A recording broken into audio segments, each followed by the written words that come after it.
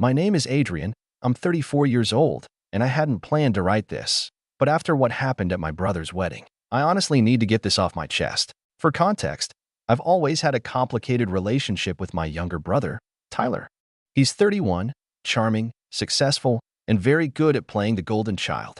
I've always been the quieter one, the planner, the fixer, the one who helped pay for things when mom and dad couldn't. And still, somehow, I've always been just background noise to everyone else's highlight reel. Growing up, Tyler and I weren't exactly close. He was the kind of kid who broke stuff and blamed it on me, and I was the one who'd take the fall to keep the peace.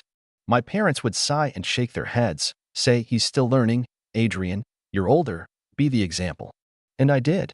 Even when he stole my car at 17 and dented the side backing out of a party drunk, I paid the insurance.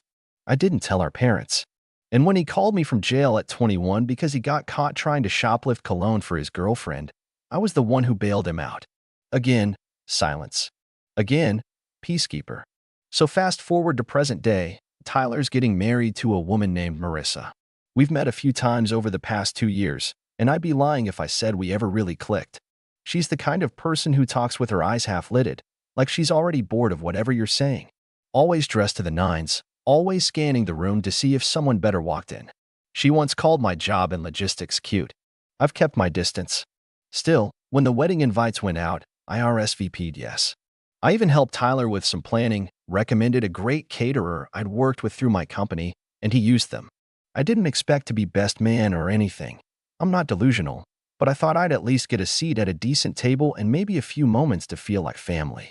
The wedding was set at this gorgeous countryside venue, with string lights draped across tall oak beams and a small lake glistening in the background. Very fairy tale. Very Instagram perfect. I showed up early with a wrapped gift, an engraved decanter set with their initials and wedding date. It wasn't flashy, but it was classy. Something they could keep for years. I checked in at the welcome table where a girl with a headset and clipboard gave me a tight smile. "You're Adrian, right?" I nodded. She looked at her sheet and frowned a little. "You're marked down as +1. I blinked. "Sorry, what?" "You're listed under +1s, so we set up seating near the kitchen entrance, by the foldouts. If you had brought someone, it would have been different, but since you're solo, I felt my stomach drop. "I'm his brother." The girl froze. "Oh, I'm so sorry. That must be a mistake." "Let me," but before she could scurry off, Marissa herself swooped in. Perfect white dress, perfect makeup, perfect icy smile. "Hey, Adrian," she said, drawing out my name like it left a bitter taste. "Glad you could make it. I told the planner about the seating. Hope you don't mind. We just had to make some tough calls, space-wise." I looked at her. "You sat me in the kitchen." She gave a quick laugh. "Not in the kitchen. Just near it. It's just for +1s, you know? I mean, technically you're not in the bridal party, and we had to prioritize seating for close friends and extended family. No hard feelings, right?" I looked past her into the reception area. Tables with fine linens and floating candles, full of people laughing and sipping champagne. My uncle, who hadn't spoken to Tyler in 6 years, had a seat dead center. My cousin Ryan, who once got caught stealing from grandma's purse, had a seat. And then I saw her. My ex-girlfriend, Tessa, sitting 2 tables from the couple's sweetheart table, laughing with a glass of Prosecco. She and I dated 5 years ago. Tyler introduced us. When we broke up, I found out they kept in touch.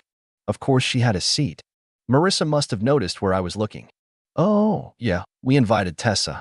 She and Tyler stayed friends, and she's always been so supportive." "You don't mind, do you?"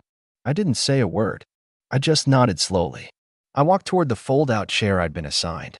It was set awkwardly at the end of a small table, right next to a swinging door where servers kept rushing in and out, brushing past guests and apologizing with full trays of food.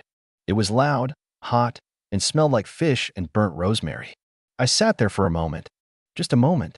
I watched as the music started. The couple entered. Everyone clapped. I watched Tyler whisper something to Tessa as they passed her table, and she smiled back a little too warmly. I watched my gift being placed off to the side, ignored with a growing pile of other boxes. Then I stood up. I walked back to the table, picked up the decanter box, and started walking toward the exit. As I passed Marissa near the dance floor, she turned, saw me, and called out, "Wait, where are you going?" I stopped, turned around slowly. The room quieted just enough to catch the tail end of my response. "+1 this." A few people gasped. I think someone laughed. I didn't care. I walked straight toward the doors, gift in hand. I wasn't storming out. I walked slow, calm, deliberate. That's what made it worse for them, I think. As I reached the parking lot, I heard footsteps behind me. Tyler. He was jogging after me, Tuck's jacket flapping behind him, mouth moving but unsure of what to say. Adrian, wait, dude, what was that? Why are you leaving? Come on, it's my wedding. I turned and faced him. You let her sit me by the kitchen. He hesitated. It wasn't. I didn't realize. She did the chart. I just thought, look, it's not a big deal, right? I shook my head. Not a big deal? You gave Tessa a better seat than your own brother. He looked uncomfortable, scratching the back of his neck. We're not trying to exclude you, man. It's just Marissa wanted certain people up front. She didn't want tension. Tension? I repeated. You mean me existing in the same room as your ex-friend who dated your brother? He didn't answer. That silence? That was the moment something in me broke. Or maybe it snapped back together. I didn't yell. I didn't throw the gift or say something cruel. I just turned around, unlocked my car, and got in. As I pulled away, I saw him standing in the gravel, half waving, half stunned, like he wasn't sure whether to be angry or ashamed. And that wasn't even the beginning of the real fallout. I didn't go home right away.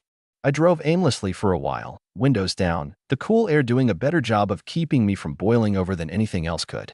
I ended up at this quiet overlook on the edge of town, the kind of spot where you can see the lights of the city stretching out like fireflies scattered across black velvet. I parked, sat in silence, and just let it all settle. Not just the wedding, years of it. The favoritism, the manipulation, the way I'd been treated like a disposable extra in a movie starring everyone but me. And somewhere in that silence, I made a decision. I wasn't going to be quiet anymore. I wasn't going to keep swallowing the disrespect just to keep the peace. I didn't return any of Tyler's texts that night, or the ones the next morning, or the one from Marissa that read, "Hey, sorry about the mix-up yesterday. Hope you're not still upset. Let's move on." Yeah. I didn't reply, but I did open my laptop. See, I work in logistics and event coordination. I don't just plan delivery routes and schedules. I handle crisis management, vendor relations, and back-end tracking for major events. One of my recent clients? The catering company Tyler had used for the wedding. The one I'd referred. The one whose business I'd helped grow. So I made a polite call to the catering manager, Nancy. She was sweet, efficient, and had already thanked me profusely after the wedding for the connection. I told her the truth, that I felt disrespected, that I wasn't just some plus one, and that I was going to be reevaluating whether I could continue recommending her services going forward. She was quiet for a moment, then she said something that stuck with me. We had to rush everything that day. They underpaid the deposit and then changed half the guest list 3 days before.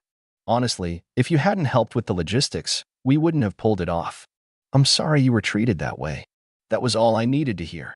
Because that meant there were vulnerabilities. Receipts, contracts, and leverage. I didn't go nuclear right away. That's not my style. I'm more of a slow burn guy. So I started small. First, I canceled the custom order I'd placed for their wedding gift. It wasn't just the decanter I had given them. I'd also arranged for a matching crystal glassware set that was meant to be delivered to their apartment the following week. I didn't just cancel it. I redirected it. To myself. Figured I might as well enjoy the good Scotch glasses. Then I made a quiet call to the wedding photographer, another friend of mine. She had taken stunning pictures at the event and usually offered generous friends and family discounts for referrals. I let her know that I wouldn't be referring her anymore if she offered that rate to Tyler and Marissa. She understood immediately. I was cutting threads. Quietly. Precisely. But the big moment came about a week later when I got an email from Tyler. The subject line was just, "Need help?" He was asking for a favor. Classic. Apparently, he and Marissa were planning a honeymoon extension. They'd been gifted a 3-week trip to Bali by Marissa's wealthy uncle, but they'd run into issues with their passports and were now trying to coordinate last-minute express renewals, plus international flight rebooking, plus villa transfers. Tyler's words, "You're the only one I trust to fix this stuff. You're good at this kind of thing. Please, man." No apology. No mention of what happened at the wedding. Just, help me. I stared at the screen for a long moment. And then I opened a draft and wrote, "Hey Tyler, I'd love to help. But unfortunately, this plus one doesn't take bookings anymore. Good luck." Then I left it unsent. Not because I changed my mind. I just realized something more satisfying. I didn't need to say anything. Instead, I forwarded the email to an old colleague of mine, Angela, who handles urgent travel logistics for high-profile clients. I didn't ask her to help. I asked her to blacklist them. It was petty. I'll admit that. But it felt right. I'd spent years being the fixer, the silent support beam for a family that never noticed the weight I carried. And this time, I let it all fall. 2 days later, I got a text from Tyler. This time, he sounded less like a groom and more like a man unraveling. Did you tell Angela not to help us? She said something about you being a non-client blocker? What's wrong, man? We're stranded in Singapore. Flights got canceled. The villa won't refund us. Marissa's flipping out. What's your problem? I didn't answer. I was out to dinner that night with a friend when I saw Marissa's name pop up on my screen. This time, she called. I let it ring. She left a voicemail. Adrian, I don't know what your issue is, but Tyler is losing it. If this is about the wedding, you need to grow up. We didn't mean to hurt your feelings. You've made your point. Now stop being childish and fix it. And that made me laugh. Out loud. Right at the dinner table. I didn't fix it. I didn't respond. I just sat back and waited. Because I knew something they didn't. The real fallout hadn't even started yet. See, remember that catering invoice I mentioned? The one where they underpaid? Well, turns out that a breach of contract clause kicks in when a client provides inaccurate guest counts, changes dietary requests after the deadline, and fails to remit full payment within 14 days. That clause comes with a 25% penalty. And Nancy? She was tired of chasing them down. So she filed a formal complaint with the venue, triggering a chain reaction of fees. The bartender, also underpaid, did the same. And suddenly, Tyler and Marissa weren't just dealing with a ruined honeymoon. They were looking at several $1,000s in late fees, penalties, and withheld security deposits.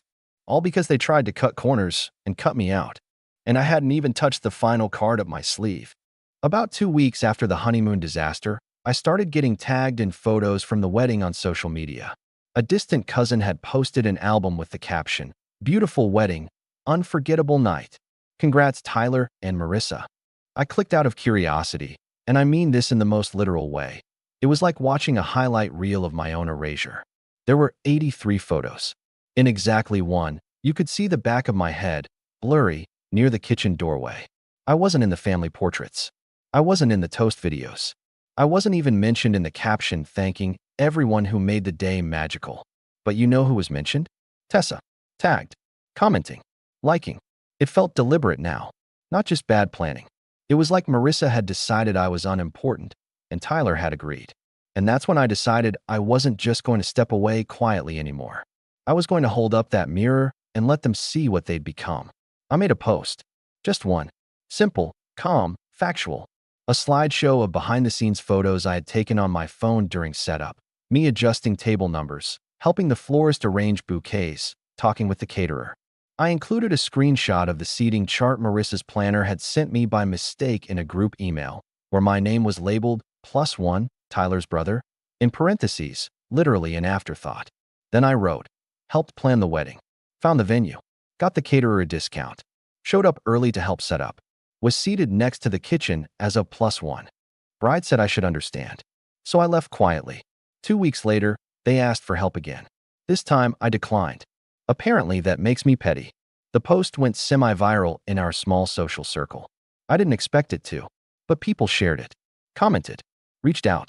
Old high school friends, former coworkers, even family members. My cousin Lauren messaged me, saying, I knew something felt off that day. You looked so uncomfortable. I'm sorry. I didn't respond to everyone, but I read every word. It felt validating. But it wasn't just the sympathy that mattered. It was what happened next. 2 days after the post, Tyler called me again. I let it go to voicemail. This time, he didn't sound angry. He sounded nervous. Hey, so, Marissa's mom saw your post. And now Marissa's freaking out. She thinks you're trying to ruin her image. Her boss follows you, man. She's saying we need you to take it down. I listened to that message while I was at the gym. Played it twice. Then once more on the walk to my car. I didn't reply. Instead, I made a second post. Been asked to delete my last post. Apparently, the truth is damaging to someone's image. I'd delete it if it wasn't 100% true. I won't be silenced for the sake of appearances. I spent too many years making myself small for other people's comfort. Never again. I included no names. No hate. Just honesty. That was the trick. People can debate opinions. They can't erase screenshots and seating charts. That post. It got more attention than the first. Marissa's boss didn't comment publicly, but a mutual friend sent me a screenshot. A company Slack message warning employees to uphold respectful personal conduct, even outside of work, along with a reminder that perception reflects character. The fallout began unraveling fast after that. First, I got a call from Marissa's mother. Not a voicemail, a full call. I didn't pick up, but she left a 3-minute rant about how damaging this was to their family reputation, and how one day you'll regret making a scene over a chair. Over a chair. That told me everything I needed to know. They still didn't get it. It wasn't the chair. It was years of disrespect finally crashing through the dam. Then came the group texts. Tyler tried to do damage control by creating a family group chat. Let's clear the air, and added everyone from our immediate and extended family. His first message, "Hey everyone. Just want to address the recent social media drama. I think things got blown out of proportion. Let's all try to move forward." I stared at the message for a full minute. Then I replied, "Happy to move forward, but only when people take accountability, not when they call consequences drama." Silence. Then my aunt chimed in with, "I always wondered why you were seated in the back. We assumed you volunteered to help with the kitchen or something." Another cousin added, "Honestly, I thought you left because you were sick or something. Had no idea you were treated like that." Within minutes, the narrative Tyler and Marissa had crafted began to unravel. And Tyler? He left the group chat. Marissa blocked me on every platform. But here's where it truly comes full circle. About 3 weeks later, I got a handwritten letter in the mail. The envelope was thick, cream-colored, and slightly smudged. No return address. Inside was a note that said, "Adrian, I've been reflecting. A lot. About everything. I didn't see it then, but I see it now. I let Marissa call the shots because I thought keeping the peace was more important than standing up for my brother. I was wrong. You've always had my back, and I made you feel invisible at the most important moment of my life. I don't expect forgiveness, but I wanted to say thank you for everything you did. And I'm sorry for everything I didn't. Tyler." No excuses. No demands. Just that. I put the letter back in the envelope and set it on my desk. I haven't replied. Not yet. Because sometimes, the best revenge isn't revenge at all. It's letting people sit in the reality they built without you, and finally realizing who was holding the roof up the whole time. And this time, I'm not holding it up anymore. I didn't reply to Tyler's letter right away. I let it sit there for a week, tucked beneath a paperweight on my desk. It wasn't that I didn't appreciate the apology. I did. In fact, part of me had waited my whole life to hear him admit he was wrong, without the usual deflections, without the, "but you're too sensitive," or "I didn't mean it like that," escape routes he always clung to. But I also knew this wasn't just about a wedding. It wasn't even just about a chair. This was about years, decades, really, of being the backup plan, the problem solver, the emotional punching bag. I had spent so long playing the role of the steady brother that I didn't even realize how far I had let myself be pushed down just to make others comfortable. And now, the silence I was holding wasn't bitterness, it was clarity. I needed to decide what kind of relationship I wanted going forward. Not just with Tyler, but with my family as a whole. And then the holidays rolled around. Thanksgiving was at my parents' house that year, as usual. They'd gone all out turkey, stuffing, the whole spread. And to my surprise, Tyler and Marissa were both invited. Or maybe I should say still invited, because I was starting to realize how rarely I'd been the one truly included over the years. I hadn't committed to going, but my mom called me a week prior, saying, "It would mean a lot if you came, Adrian. No drama, I promise." So I said yes. Not to be polite, not to keep the peace, but because I was no longer avoiding hard conversations. When I walked into the house that afternoon, things felt off. Not tense, exactly, but quieter than usual. Cousins gave me nods of acknowledgement. My aunt offered an awkward smile. Tyler was in the living room, helping set up chairs. When he saw me, he froze, then gave a stiff wave. Marissa wasn't there. My mother whispered later that she had other plans this year, which, let's be honest, probably translated to she couldn't face the people who saw through her. We sat down to eat. Tyler was quiet through most of dinner, picking at his food, occasionally laughing too hard at someone's joke. He kept glancing at me like he was waiting for a cue, a signal that everything was fine again. I didn't give it to him. After dessert, while people were milling about and football played softly in the background, Tyler came up to me in the kitchen. We were alone. "Thanks for coming," he said, quietly. I nodded. "Thanks for the letter." He looked relieved, like that was the icebreaker he needed. I meant what I said. I was a fool. I let things get way out of hand. "You did," I replied. I wasn't going to sugarcoat it. He needed to hear it said aloud. He winced, but didn't argue. I thought, maybe we could get back to normal. I stared at him. What does that even mean, Tyler? Because for me, normal was being your backup. It was being the guy you called when you needed a bailout, but not when you got promoted. It was being seated behind the kitchen like I was an afterthought at your wedding. He sighed. I know that now. And I don't want it to be like that anymore. You can want that, I said. But you have to earn it. I'm not handing out second chances like candy. You don't get to disrespect someone for years and then fix it with one apology. He looked down, nodding. So what do? I crossed my arms. You show up. Consistently. You stop making everything about yourself. You take responsibility without being asked. And you stop expecting me to play the fixer every time your world falls apart. He nodded again, slower this time.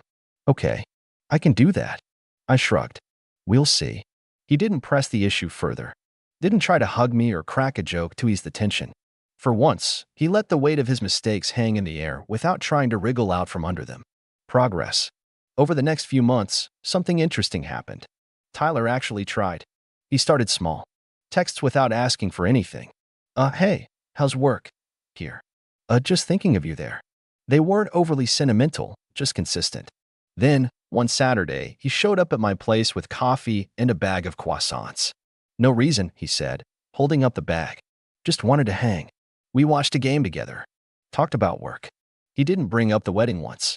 Didn't ask for help with any disaster. Just existed with me. As a brother. It wasn't a fairy tale reconciliation. I didn't trust him overnight. But something had shifted. And little by little, I allowed myself to meet him halfway. Marissa, though? She never reached out. I heard through the grapevine that she wasn't thrilled with the way things had unraveled. She lost a few social connections after the wedding fallout, especially among mutual friends who saw how she treated me. She had a reputation now, not one I gave her, but one she earned. By spring, Tyler and Marissa announced they were taking space.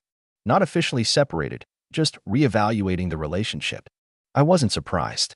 From what I heard, things had been tense since Bali, and my refusal to be their doormat had apparently forced them to confront a lot of cracks in their foundation. Tyler didn't go into detail, but one day over lunch he said, I think I got so caught up in impressing everyone that I forgot how to just be real. She loved the version of me that fit her Instagram feed.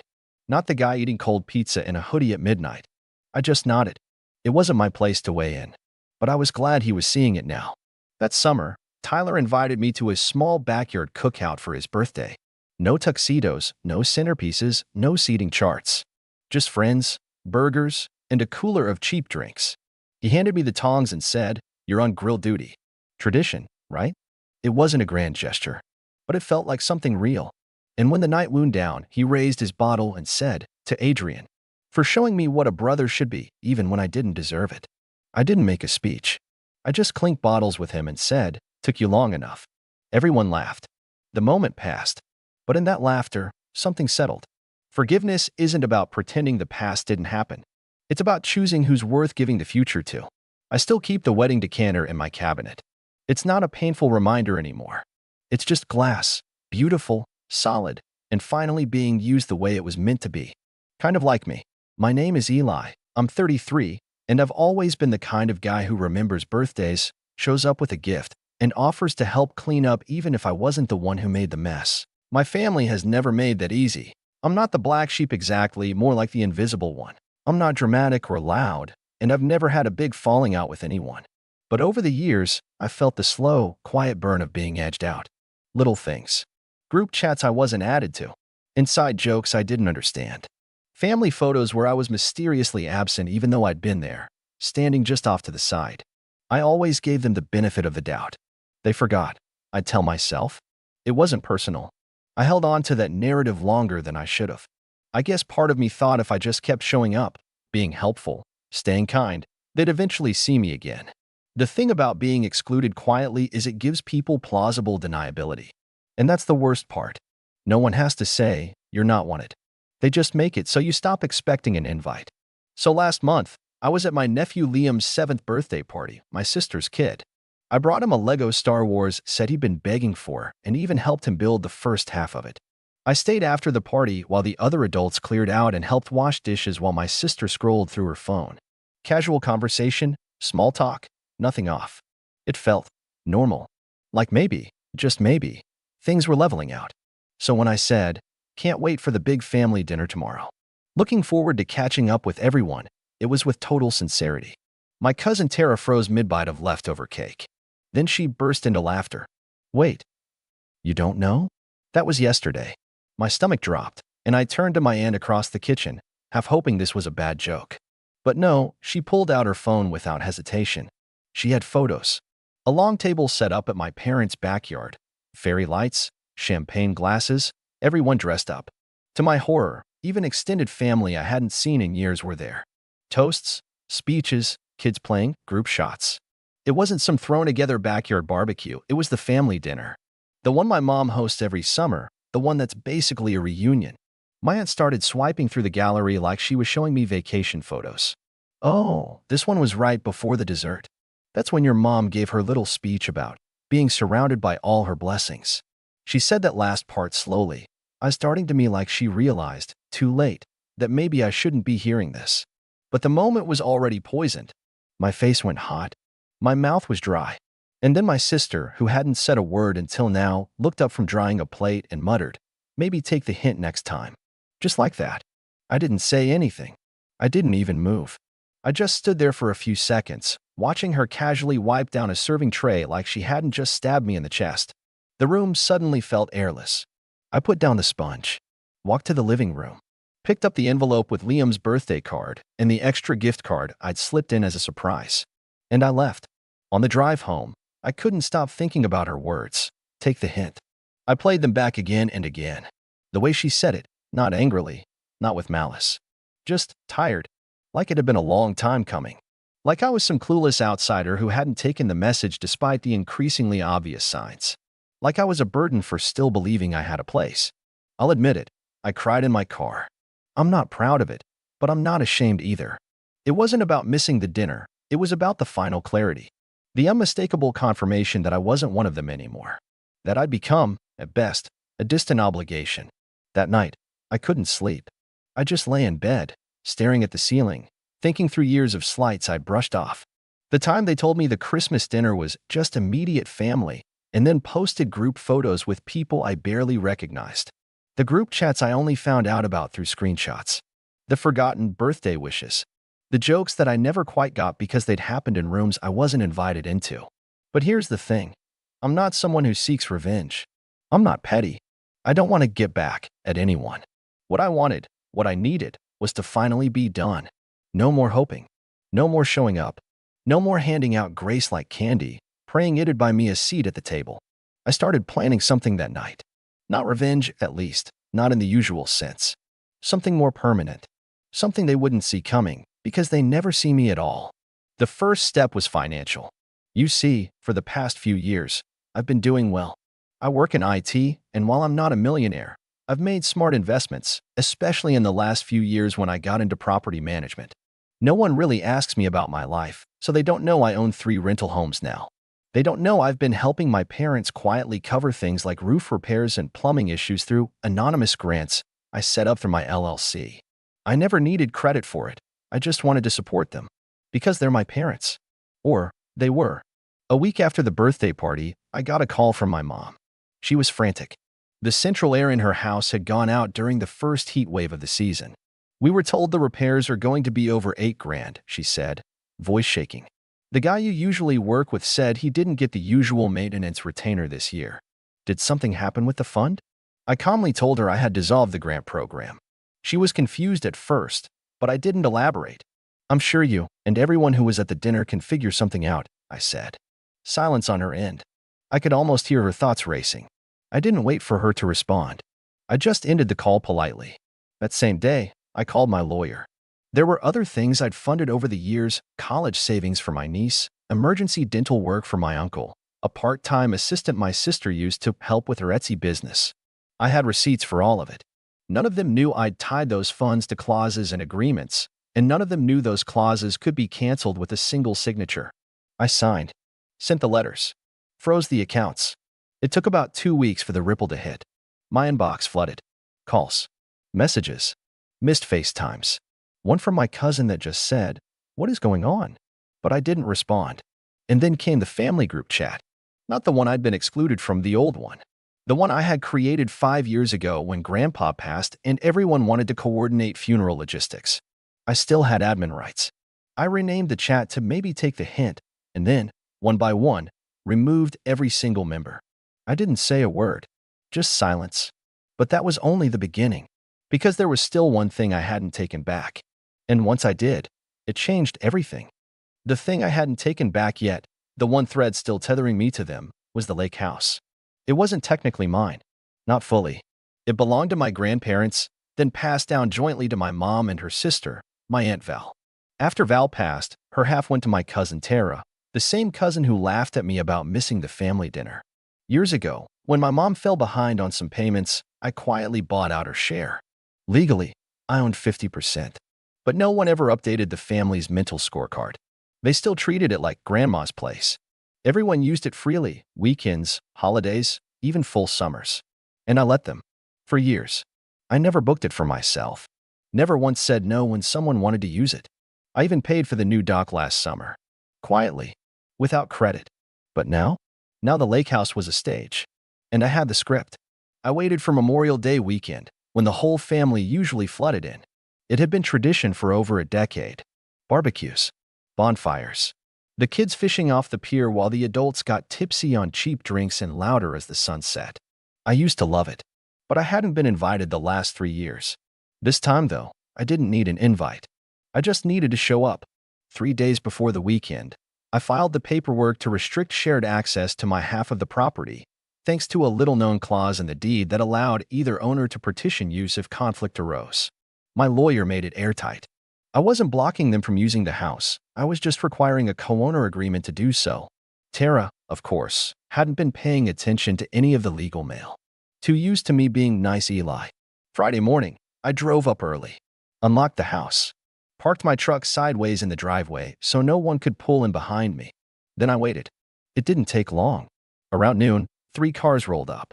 My sister, Tara, and my mom, plus the kids and spouses. They were laughing until they saw me. Tara stepped out first. "You're here?" she said, voice tight. I smiled. "It's Memorial Day. Thought I'd enjoy the lake." She walked right up to me, arms crossed. "Well, we plan to stay the weekend." I told Mom she could have the master. "That's going to be a problem," I said, not unkindly. "The house is locked for co-owner review. You would have seen the notice if you opened your mail." She blinked, confused. "What notice?" My sister chimed in, already irritated. "Eli, don't be dramatic. We've been coming here forever. Just because you weren't invited to one dinner." I held up a hand. "Calm. It wasn't one dinner. And it wasn't about the dinner. It's about respect. Something this family stopped giving a long time ago." My mom finally approached, her voice quiet. "Eli, honey, we didn't mean to hurt you. It was just, things got busy. You know how it is." I looked at her, and for a second, I almost softened. Almost. But then I remembered every time she'd defended my sister's cruelty, laughed off exclusion like it was a misunderstanding, or played peacemaker by asking me to be the bigger person. Again and again. "I know exactly how it is," I said. "Which is why I'm here now. This house isn't a shared vacation spot anymore. If you want access, we draft a new agreement. We split maintenance. We rotate usage. Or," I shrugged, "we sell." "You wouldn't dare," Tara said, voice rising. "You destroy the family tradition over what? Hurt feelings?" I met her gaze, steady. "No. You already destroyed the family part. I'm just handling the paperwork." They tried yelling, pleading, guilt-tripping. My mom teared up. My sister called me selfish. Tara threatened to sue. But it didn't matter. I had everything documented. The messages, the receipts, the clause in the deed. In the silence I'd been drowning in for years, that was finally gone. In its place was clarity. Cold, clear, and necessary. Eventually, they left, not without a few final words thrown at my back. But I didn't flinch. I stood on that porch until the cars disappeared down the gravel road. Then I went inside, opened a beer, and sat in the old rocking chair Grandma used to use. That night, I lit a fire in the pit out back, watched the embers rise into the sky like sparks from some forgotten 4th of July. And for the first time in a long, long while, I felt like I belonged somewhere. But the final part? That came the next morning. Because I wasn't done. I had something else to send. And once they opened it, they'd realize the real consequences hadn't even started yet. The next morning, I woke up to the sound of birds and nothing else. No kids screaming on the dock, no blaring Bluetooth speakers from the porch, no smell of my sister's always overcooked bacon. Just stillness. It was almost eerie how peaceful it was. And I liked it. I brewed myself a cup of coffee, walked barefoot down to the water, and watched the early mist curl off the surface like steam from a boiling secret. I had a lot on my mind, but I wasn't sad, just focused, resolved. The night before had been a line in the sand. But now it was time to make it permanent. Before I left for the city, I stopped by the post office in town and handed over a thick manila envelope addressed to my family lawyer. Inside was the final piece of the puzzle, my formal decision to sell my half of the lake house. Not just to anyone, but to a buyer I'd already vetted. A private couple from out of state, no kids, no drama, just retirees who wanted a quiet escape for the summer months. I'd even offered them a slightly better deal if they agreed to one condition. They'd put up a gate.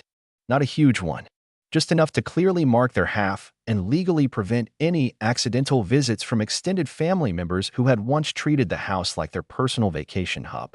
But the envelope didn't just include the sale contract. It also contained my exit letter, a single page folded on top of the documents, addressed to my entire family. I wrote it slowly, carefully, over 2 nights. I didn't want to be cruel, I just wanted to be honest. Brutally, surgically honest. Here's a part of what it said. To everyone who forgot me, you may not have realized it, but over the years, I became a ghost in this family. Not because I drifted away, but because you quietly pushed me there. With your exclusions, your silence, your smug smirks when I'd show up still believing I mattered. I was the helper, the giver, the quiet one, that extra at the table. I never asked for much, just a chair and a little kindness. But your message has been clear. I'm not family. I'm a resource, a wallet, an afterthought, a punchline. So now, I'm taking the hint. You won't have to forget to invite me anymore.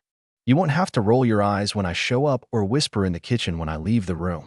I'm done with all of it. I'm not angry. I'm not vengeful. I'm simply done. This house? It was the last place where I still felt tethered to any kind of belonging. And now, I've let it go. The buyers are sweet. They'll take care of it. And don't worry, they won't tolerate uninvited guests. Not even on holidays. Consider this letter your official notice. I'm no longer available for guilt, gaslighting, or group chats. I wish you all well. Truly. But from now on, my peace comes first. Eli. 3 days later, my phone buzzed nonstop. Missed calls. Voicemails. A flurry of texts that went from confused to panicked to furious in the span of hours. My sister, who hadn't said a kind word to me in over a year, suddenly had a lot to say. Things like, "You're breaking Mom's heart," and "You're acting like a child." My cousin Tara sent a wall of texts that started with, "Are you seriously selling the house?" and ended with, "You'll regret this." But the one that really stuck with me came from my mom. It was just one sentence. "Why are you doing this to us?" I stared at that message for a long time. I almost replied. I even typed a few different things, some sharp, some gentle, one version that just said, "Because you let them." But I deleted it all. Because she already knew. A week later, the sale closed. The new owners took over. The family tried to block it, but since Tara hadn't kept up with her share of the maintenance taxes and I had majority rights on the deed thanks to a little-known clause I'd activated through my LLC, they couldn't stop it. Legally, financially, emotionally, it was done. Summer came and went. They ended up renting a lake Airbnb 2 towns over. I saw the photos on my cousin's Instagram. Different dock. Same forced smiles. Same energy of pretending nothing had changed. Except, it had. Because the next time they needed a favor, there was no Eli to call. No silent supporter to pick up the slack. No wallet with feelings, as they once called me behind my back on a hot mic during a group Zoom I wasn't supposed to hear. And while they scrambled to adjust, I was building something better. A life where I wasn't invisible. A new circle of friends who saw me, appreciated me, laughed with me, and never once made me beg for a seat at the table. It wasn't about revenge. It was about release. But don't get me wrong. There was one more twist. Because 2 months after the house sale finalized, something interesting happened at work. My company launched a new mentorship initiative, a paid program where we invited applicants from across the region to train in IT and project management. It was designed for people looking to start over. Guess who applied? Tara. She didn't realize the application would land directly on my desk. And she definitely didn't expect the little note I stapled to her rejection letter. Just 6 words. Maybe take the hint next time. The weeks that followed were quieter than I expected. No more calls. No more texts. It was as if, after years of silent dismissals, the silence had finally become mutual. And for once, I didn't feel like I had to fix it. I stopped checking their social media. I removed myself from the last remnants of family email threads. My phone was still, and my mind was clearer than it had been in years. But clarity doesn't mean peace comes easy. There were nights I lay awake wondering if I'd gone too far. If I should have just kept being the quiet one. The dependable one. The one who bit his tongue for the sake of keeping a fragile family illusion intact. That internal guilt had been a well-worn jacket, familiar, even comforting in its own twisted way. But guilt, I realized, is a tool manipulators use when outright control doesn't work anymore. It was hard to let it go. But I did. Because something else started growing in its place, something stronger. Dignity. A sense of boundaries. A strange but welcome pride in the fact that I had, for the first time, chosen myself over people who had proven again and again that they wouldn't have chosen me. Work got better too. I got promoted. Turns out when you're not constantly drained by toxic family dynamics, your brain has more room to thrive. I finally took that trip to Kyoto I'd been putting off for years. Went solo. Spent 2 weeks wandering through bamboo forests and sipping matcha on quiet balconies. I didn't post about it. Didn't announce it to the world. I just lived it. Fully, quietly, for myself. The final thread unraveled on Thanksgiving. Traditionally, it was hosted at my parents' house. A big production. Stuffing recipes copied from Grandma's old notes. My dad's dry turkey. The usual arguments over who got to sit closest to the fireplace. And me, of course, if I was invited, usually stuck at the far end of the kids' table or in the folding chair by the door. No one really noticed when I stopped coming a few years ago. But this year, things were different. That morning, I got a knock at my door. It was my father. I hadn't seen him in nearly a year. He looked older. A little thinner. His once jet black hair was grayer than I remembered. He was holding a foil-covered dish. His eyes were bloodshot. Not from crying, I don't think, just the kind of long, slow wear that happens when life finally forces a man to sit with his choices. "Can I come in?" he asked. I didn't answer. I just stepped aside. He sat down at my kitchen table and put the dish down. He didn't offer it. Didn't explain it. Just stared at the wood grain for a while like it held answers he didn't have. "Your mother's not doing well," he finally said. I nodded. That tends to happen when you lose control over people. He flinched. Whether it was the words or the calm way I said them, I'm not sure. "She's sorry, Eli. She says it every day." I poured him a glass of water and sat across from him. She had years to say it to my face. He looked like he wanted to argue. Then he sighed and said, "You were right to walk away." I didn't expect that. He continued, "I told her we should have handled things differently. That we shouldn't have treated you like some outsider in your own bloodline. I tried to talk to your sister about it. She says you're being dramatic, that you're holding a grudge." I laughed softly. Not out of amusement, just disbelief. Of course she does. She's not doing so well either. Her Etsy shop folded. She's staying with us now. Your mother's under a lot of stress. And he looked up at me finally, really looked. "I'm not here to guilt you. I'm here because I realized something. You weren't the one who abandoned the family. We abandoned you. And we just got used to the idea that you'd never push back." The silence between us sat heavy. Then he added, "I read your letter." I raised an eyebrow. "The one you sent to the lawyer." He forwarded a copy to me after the house was sold. I read it 3 times. I cried each time. I didn't know what to say. "You're a better man than I ever gave you credit for," he said. "I'm sorry it took losing the house and losing you to see it." I believed him. I don't know why, but I did. There was something raw about his voice. Not performative. Just worn out. I stood, walked to the fridge, and pulled out a small pumpkin pie I had picked up the day before. I sliced 2 pieces. Placed one in front of him. "No turkey," I said.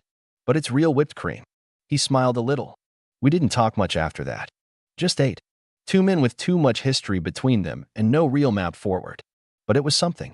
Not a full repair. Not a reconciliation. But a start. And I made it clear, if things were to ever be different, it would be on my terms now. No more appeasement. No more backseat in my own story. A few days later, I got a letter in the mail. Handwritten. From my mom. I read it twice. Then I put it away. I wasn't ready to respond. Maybe I never would. Forgiveness doesn't come on cue. And it certainly doesn't come without change. Weeks passed. I was moving into winter with a kind of peace I hadn't known in years. Real peace. Earned peace. Then, just before Christmas, I got a text. Not from my sister. Not from Tara. From Liam, my nephew. It was a video message. "Hey, Uncle Eli," he said, grinning toothlessly into the camera. "Mom says we're not supposed to talk to you, but I miss you." I told her that's dumb. "I hope you're okay. I'm building another Lego spaceship. It's got 3 engines this time."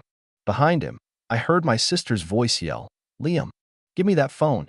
The video cut off. I watched it again. And again. My chest hurt in a way that had nothing to do with anger. Just sadness. Not for myself. For him.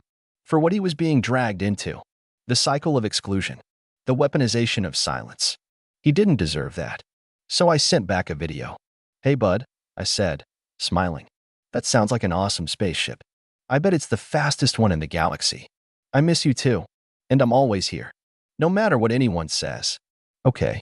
I never heard back. But that was okay. Because I meant it. The revenge was never really about hurting them. It was about stopping the hurt they caused me. About putting up walls not to punish, but to protect. And maybe, just maybe, someone in the next generation won't grow up feeling invisible. Maybe they'll learn it's okay to say no. To draw lines. To walk away from people who only love you when it's convenient. As for me, I'm good. I bought a new place. Smaller, cozier, with a real fireplace and a wide front porch. I host game nights with friends. Cook dinners that aren't critiques in disguise. I laugh more. Sleep better. And when I see old photos pop up on my phone from family gatherings where I stood off to the side, half smiling, half hoping, I swipe past them. Not because I'm bitter. Because I'm free. I never imagined I'd be writing this. But here we are. This is the story of how my own brother betrayed me in the worst way possible. How he took my kindness for granted, humiliated me, and thought he could get away with it. But he was wrong. Very, very wrong. Let me start from the beginning to my brother, Jake, and I had always had a complicated relationship. We were close as kids, but as we grew older, things changed. He became the golden child in our family, the one who could do no wrong. Our parents showered him with praise, excused his mistakes, and acted like he walked on water. Meanwhile, I was always the one who had to be responsible, who had to sacrifice, who had to understand, whenever Jake did something selfish. But despite everything, I still loved him. I still wanted to be a good sibling.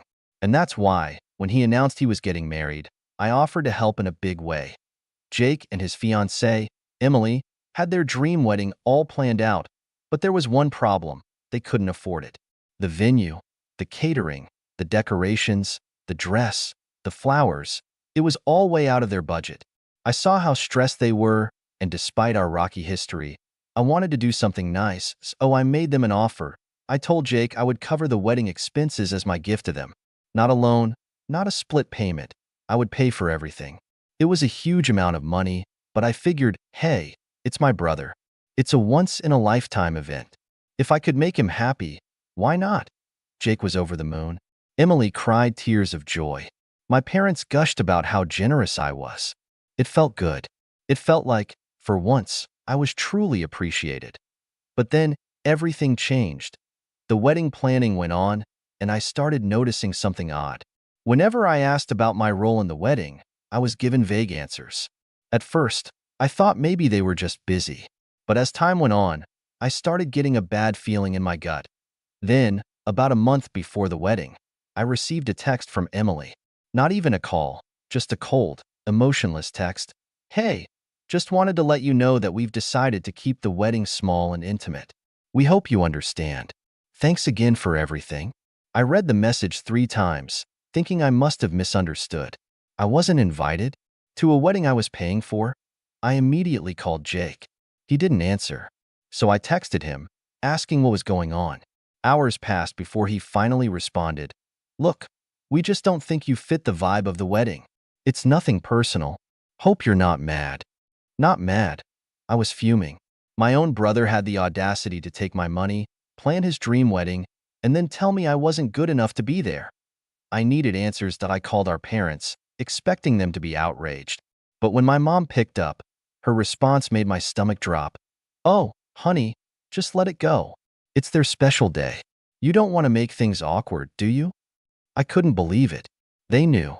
They knew, and they didn't care. That's when I realized I was on my own. And that's when I decided, if they wanted a wedding without me, well, they weren't going to have a wedding at all. I sat there, staring at my phone, my mind racing. I had spent months watching Jake and Emily plan this wedding, offering advice when asked, covering deposits, and making sure everything was perfect for them. I had gone above and beyond to ensure they had the most magical day possible. And now, after all that, I wasn't even invited. Not only that, but the way they dismissed me, like I was some distant acquaintance instead of family, made my blood boil. I could have understood if there were budget restrictions or a venue capacity issue, but I was literally the one funding everything. There was no excuse. I needed time to process what had just happened. I put my phone down and sat in silence for a long time. At first, I felt hurt, crushed, even. But as the minutes ticked by, that sadness hardened into something else. Something sharper. They thought they could use me. They thought they could get away with it. They were wrong. That moment, I knew I wasn't going to let this slide. But I wasn't about to throw a tantrum or beg them to reconsider. No, that's exactly what they expected me to do. Instead, I was going to be smart about this. I started by gathering all the information I had. Since I had paid for everything, I still had access to the contracts. The venue, the catering, the florist, the photographer. I had been the primary point of contact for most of these services. And since the payments had come from my account, that meant one very important thing. Everything was still in my name. A slow, calculated plan started forming in my mind. The wedding was still a few weeks away. That meant I had time. Time to make sure that when the big day arrived, things wouldn't go exactly as Jake and Emily had planned. But first, I needed to do some digging. I started scrolling through social media, looking at their posts about the wedding. Sure enough, their small and intimate guest list wasn't so small after all. Dozens of people were commenting about how excited they were to attend. Friends, extended family members, even coworkers. So I didn't fit the vibe, but all these people did. That was all the confirmation I needed. I took a deep breath, pulled up my emails, and started making a few phone calls. First on the list? The venue. I picked up the phone and dialed the venue's number. A polite woman answered, "Hello, this is Willow Crest Events. How can I assist you?" I kept my tone calm and professional. "Hi, I'm calling regarding the upcoming wedding for Jake and Emily on the 17th. I'm actually the one who made the booking, and I need to discuss some changes." "Of course," she said. "What changes would you like to make?" I paused for a moment, letting the anticipation build in my own mind. "Actually, I'd like to cancel the booking entirely." There was a short silence before she responded. "Oh, I see. Just to confirm, you are the one who made the payment and signed the contract, correct?" "That's right," I said. "The contract is under my name, and since I won't be attending the wedding, I've decided to withdraw my support. I understand there's a cancellation fee, but that's fine." She hesitated. "Well, since you're the contract holder, you do have the right to cancel. However, the deposit is non-refundable." "That's completely fine," I assured her. "Just go ahead and process the cancellation. Also, please make sure that any communication regarding this comes directly to me. I don't want anyone else making changes on my behalf." She agreed, and after a few minutes of confirmation, the venue was officially canceled. Point one down. I hung up the phone, already feeling a wave of satisfaction wash over me. But I wasn't done yet. Next up, the catering. Jake and Emily had planned an extravagant menu, multiple courses, an open bar, and a beautiful cake. They had raved about it for months. But, once again, I was the one who had paid for it. I called the catering company and repeated the same process. "Hello, I'm calling regarding an upcoming event I booked for Jake and Emily. Unfortunately, there's been a change of plans, and I need to cancel the catering services. The woman on the other end asked if I was sure. We're just a couple of weeks out, so there will be a cancellation fee. I understand. I cut in smoothly. Go ahead and cancel everything. After a few minutes, it was done. The caterers were no longer preparing anything for the wedding. Point two down, I smirked, but I wasn't finished. The florist, the photographer, the decorations. I went down the list, one by one, canceling everything. Each call felt like reclaiming a piece of my dignity, like I was undoing every ounce of manipulation Jake and Emily had tried to pull on me. By the time I was finished, the entire wedding had been reduced to nothing but an empty venue. One that they no longer even had access to now. All that was left was to sit back and wait. Jake and Emily had no idea what was coming. The days leading up to the wedding were eerily quiet. Jake and Emily hadn't reached out to me at all, which told me one thing. They were completely unaware that their entire wedding had just been erased. I had to admit, there was a small part of me that wondered when they would figure it out. The venue, the catering, the decorations, surely someone had contacted them by now, right? But no, that I wasn't going to warn them. I wasn't going to give them a single hint. Instead, I waited. Then, the night before the wedding, my phone rang. It was my mother. I debated letting it go to voicemail, but curiosity got the better of me. That I answered with a casual, "Hey, Mom." The first thing I heard was chaos, shouting, panicked voices. My mother's sharp, breathless tone. "What did you do?" I leaned back in my chair, a satisfied smirk creeping onto my face. "I don't know what you mean." "Don't play dumb," she snapped. "Jake just called me. He went to check on the venue, and everything is gone. No decorations, no tables, no setup, nothing. The staff told him the booking was canceled." I feigned surprise. "Wow, that's weird.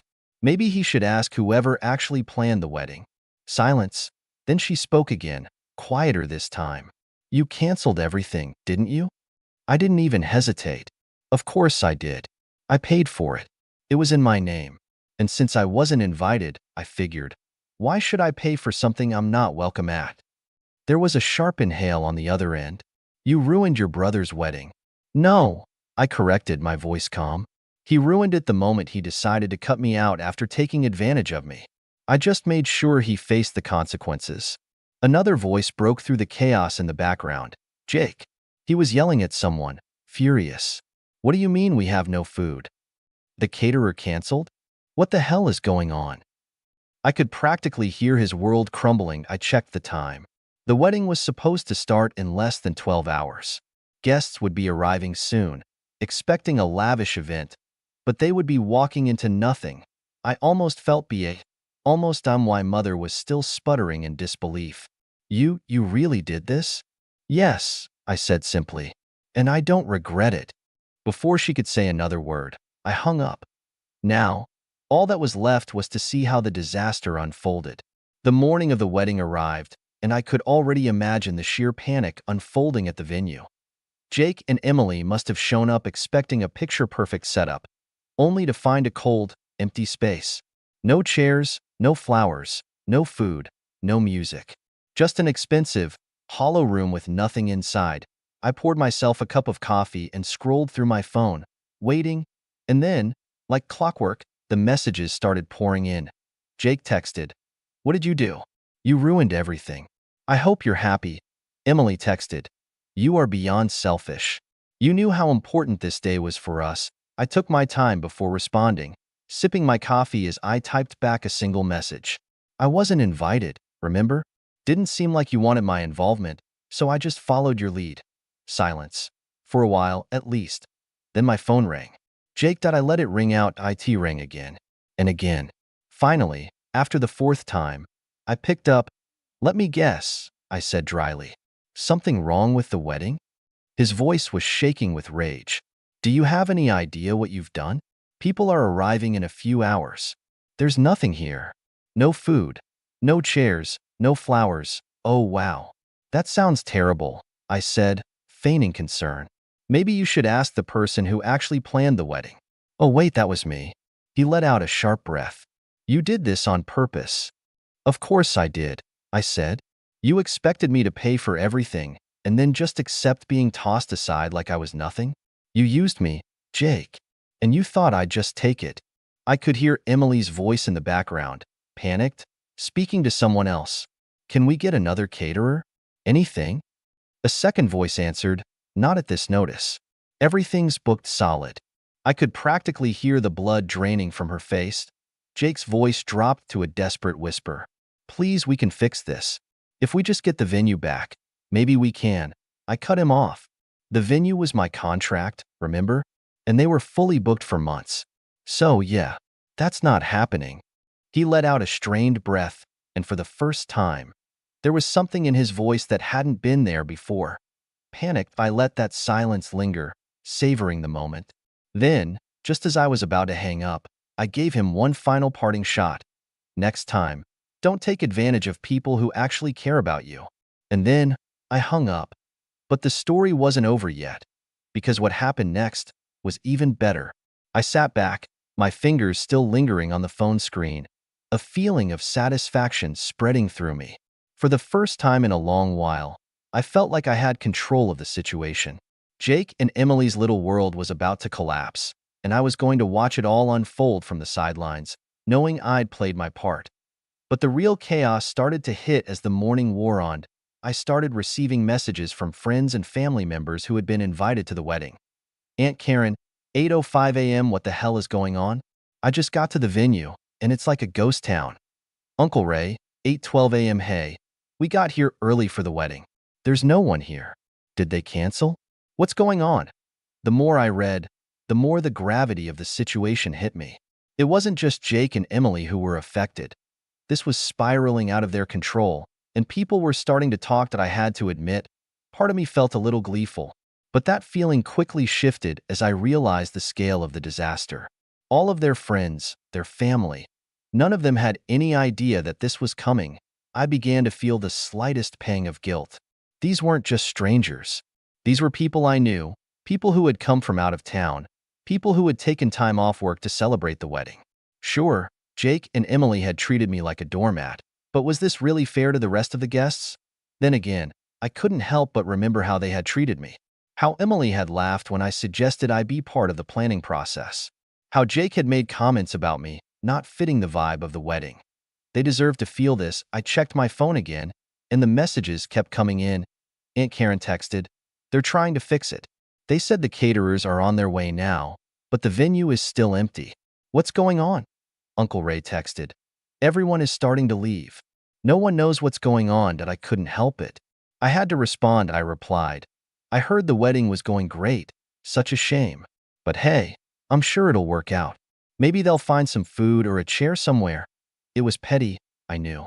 But it was so satisfying to watch the mess ripple through the family. Why now? I was starting to realize something. This wasn't just about getting back at Jake and Emily. This was about something bigger. Something that had been building for years. The more I thought about it, the more I realized how much of my life I'd spent putting up with their selfishness. The more I thought about everything I had done for them, only for them to completely disregard me at the first opportunity. And now, they were reaping what they had sown. But the icing on the cake was still to come. The day dragged on. I kept checking my phone, watching the disaster unfold from the comfort of my apartment. The messages kept coming in from family, and at first, they were all filled with confusion. But soon, the tone shifted. Aunt Karen texted, "I'm hearing rumors that the wedding is officially canceled? No catering, no setup, everything just gone?" Uncle Ray texted, "I think they've called off the whole thing. Everyone's heading home. This is crazy. Is this real?"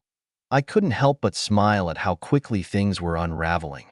The idea of Jake and Emily having to explain this to everyone, how it was supposed to be the happiest day of their lives, and now it was a full-blown catastrophe, was so satisfying.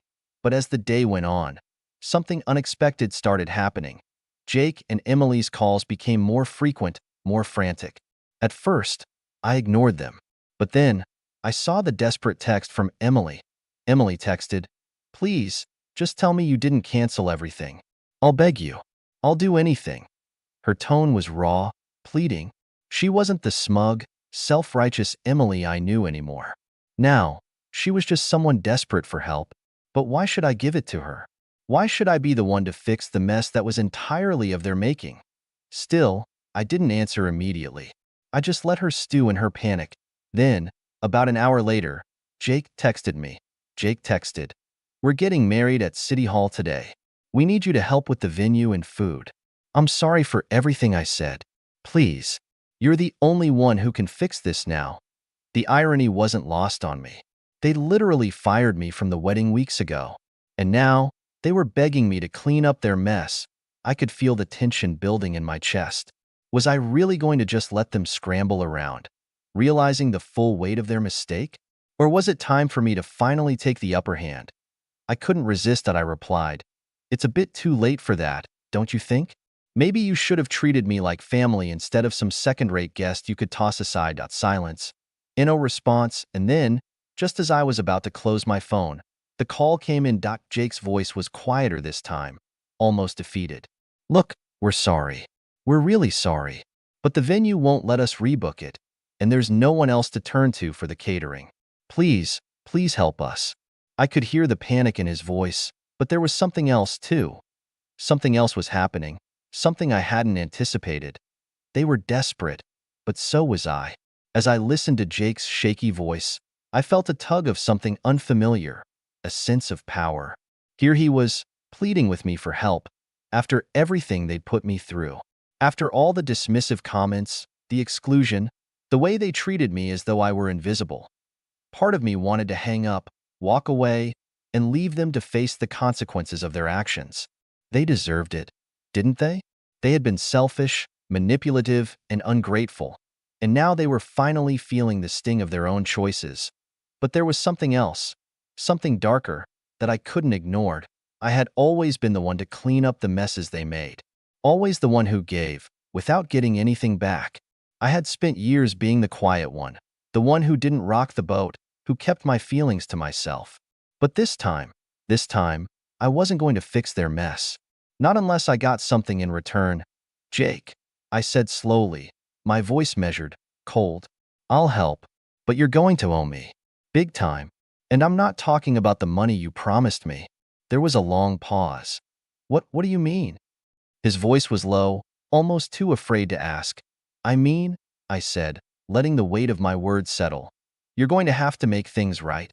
No more treating me like a nobody. No more excluding me. No more pretending I'm not important to this family. You're going to owe me respect from now on. And you're going to make it clear to everyone that I'm not just the one you use when things go wrong." There was silence again. I could almost hear the wheels turning in Jake's head, as if he were weighing the value of his pride against the very real situation he was in. Finally, he spoke. I can do that. I'll tell everyone. Just please help us. We need you." That was all I needed. The satisfaction of knowing they were cornered, that they had no choice but to admit they needed me. "I'll get things together," I said, a sense of finality in my voice. "But remember this moment. You don't get to treat people like trash and expect them to always pick up the pieces." I hung up, feeling a rush of satisfaction. The venue was ready to be set up again. But now, there were terms, and the real payoff was going to come when I got to see the look on their faces when they realized what had truly happened. But as I prepared to head over, one final message came through. Emily texted, "Please, we'll be forever grateful. Please make this right." I paused before responding, taking a moment to savor the power I now had over them. I replied, "You'll be grateful when I say you will be. See you at City Hall." With that, I left my apartment, ready to make my way to the wedding. The stage was set, and now, it was time for the final act. But there was still one thing I hadn't expected: how this would all end. When I arrived at City Hall, the atmosphere was far from what you'd expect for a wedding. There was a sense of awkwardness hanging in the air, as if everyone knew something wasn't right but couldn't quite put their finger on it. The small crowd gathered in the lobby looked uncomfortable, standing in clusters, whispering among themselves. Jake and Emily were standing by the front desk, looking more like two people who had just been through a war than a couple about to get married. They saw me as soon as I entered, their faces lighting up in a mixture of relief and nervousness. "Thank you for coming," Emily said, her voice shaky. "We really appreciate it." She looked at me, almost pleading, like I was some sort of savior. Jake, ever the prideful one, didn't say much. He just nodded, his eyes avoiding mine, as if he couldn't quite bring himself to admit how badly they had messed up. I walked toward them slowly, taking in the tension that filled the room. There were no flowers, no grand decorations, just a sterile room with a few chairs and a judge standing at the front. It felt more like a courtroom than a wedding venue. I approached the small group of guests who had been invited. They all gave me tentative smiles, but no one was exactly thrilled to be there. Everyone had expected a wedding fit for a celebration, but instead, they were left in an uncomfortable limbo, unsure of what was going on or why everything had been canceled. As I took my seat, I couldn't help but feel a little glee in the pit of my stomach. This was it. Jake and Emily had built their whole day around their carefully crafted image of the perfect wedding, and now it was crumbling in front of them. The ceremony began. The judge went through the usual formalities, but no one was truly paying attention. Emily kept glancing at me, hoping for some sign that everything was going to turn out okay. Jake, on the other hand, seemed to be stewing in his own frustration, no doubt cursing the day he had ever pushed me away.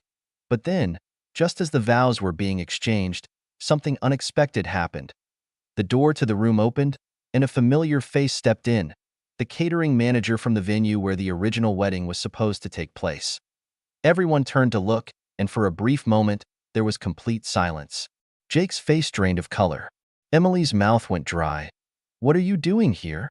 Jake asked, his voice cold. The catering manager walked to the front and handed Emily a large envelope. "I think you'll want to see this," he said, his tone flat. Emily tore open the envelope, her hands trembling. As she pulled out the contents, her face shifted from confusion to shock, and then to rage. It was a cancellation notice, a legal document from the venue showing that their booking was, in fact, voided. The contract had been terminated due to unpaid fees, and a substantial fine had been added for the breach. The catering manager spoke up again. "You're lucky I came here to let you know. You should have paid attention to your obligations." It was at that moment, standing in front of a room full of people who had seen it all unravel, that Emily finally broke. I thought we were going to get married today," she whispered, the realization sinking in. Jake's face turned crimson. He stepped toward the catering manager, his anger flaring. "This is your fault. You were supposed to keep everything together." But the manager didn't flinch. "You should have been more responsible. But hey, I guess that's what happens when you treat people like disposable." I watched the scene unfold, feeling every ounce of satisfaction creep in. Jake and Emily had been so sure of themselves, so sure that they could manipulate everything around them without consequence.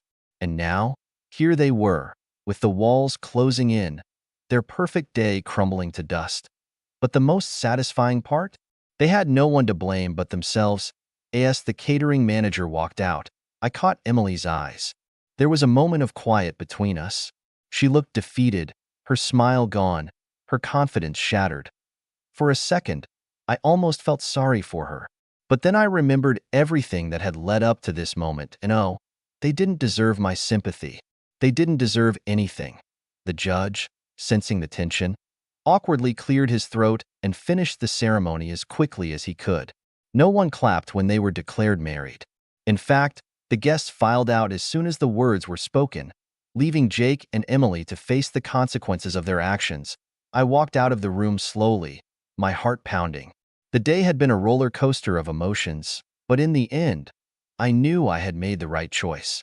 I had finally taken control of my own life and had made them pay for their disrespect. So I stepped outside.